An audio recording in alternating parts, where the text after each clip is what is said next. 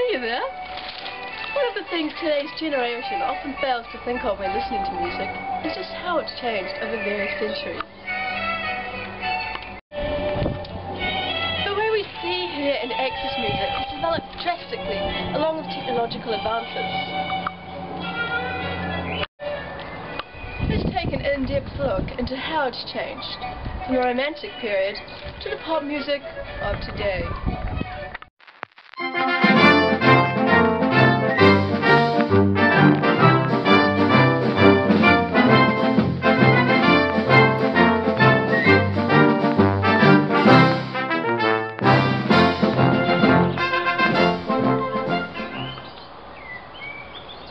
And welcome to Music Through the Ages.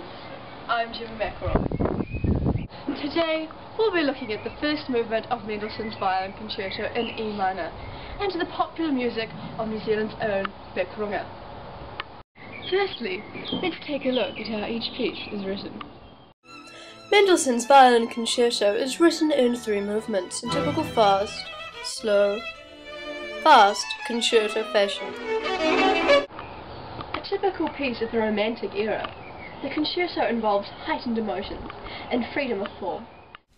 The first movement in particular is written in sonata form, comprising of an exposition of the main theme,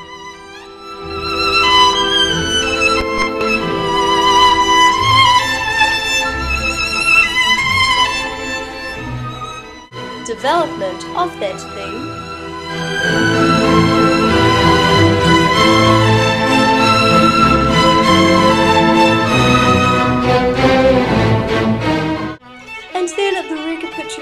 of the theme, including, in Mendelssohn's case, a cadenza. The cadenza is oddly placed in the concerto at the end of the first movement.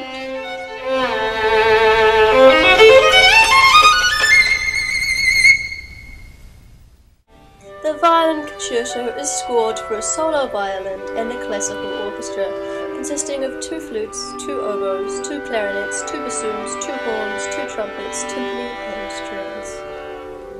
Beckrunger's music, however, is written as much shorter, catchy songs, comprised of a combination of verses, choruses and bridges, in typical fashion of the pop music of today.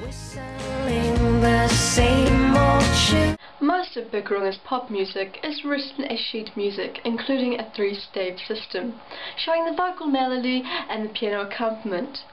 The lyrics of the work are written under the vocal stave. Above the vocal stave are the guitar chords and diagram. The environments in which each are performed differ significantly along with the people who listen to each of the pieces.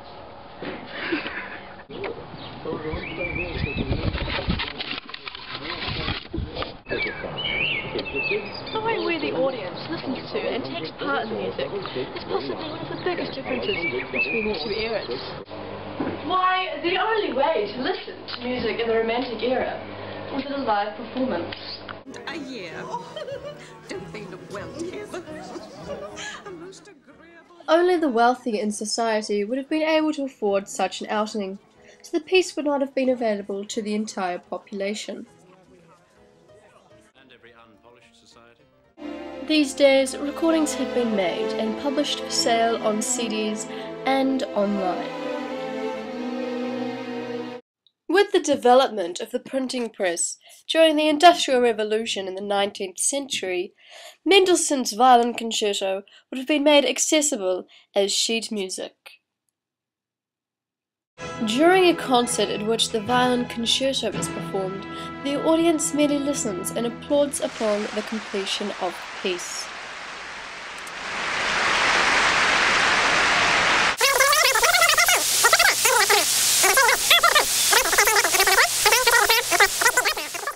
And clap some more.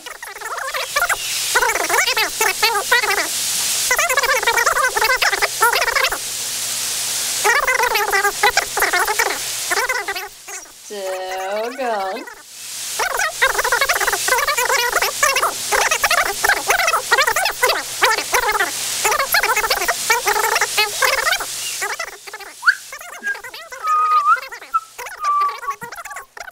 Players who are either the associates or the assistants in and their we're respective about done. Beck plays her works at live concerts and gigs with an accompanying band, depending on what she's playing. Birds is her only album that was recorded with the band. Otherwise, it's just her and the guitar. Mendelssohn's Violin Concerto in E minor is played by an orchestra at a concert.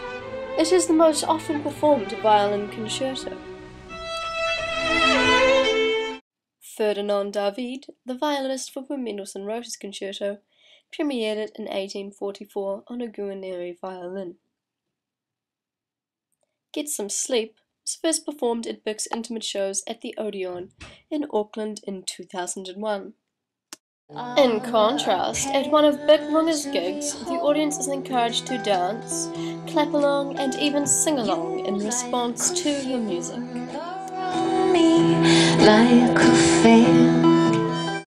Beck Runger's first CD, Drive, was recorded in 1997. Her songs are all available online too. Beck's music could be heard in a cafe,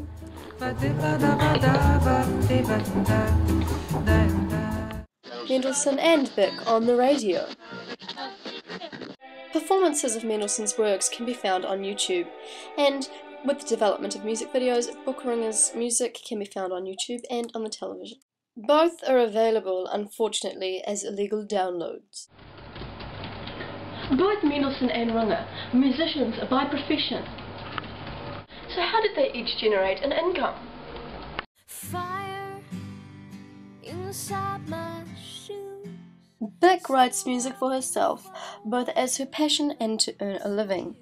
She generates an income from the sales of her CDs, of which she has sold over 21 million. As a romantic composer, Mendelssohn wrote his music for himself. He wrote the Violin Concerto in particular for a violinist friend of his, Ferdinand David, in mind to play the solo. His income would have been generated from the profits of the performances.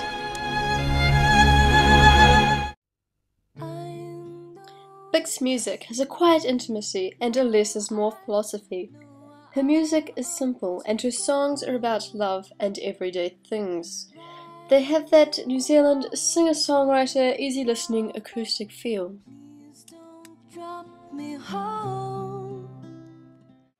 I feel the best songs write themselves in a sort of stream of consciousness way. They aren't laboured over. Mendelssohn struggled to write the concerto during an unhappy period in Berlin. He himself was suffering from self-doubt.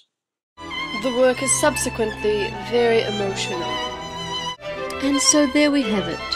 Our journey through music through the ages has shown us the vast difference in the way we listen to music, who listens to music, how we access it, and even how it is written. Join us again next time. I'm Gemma McElroy.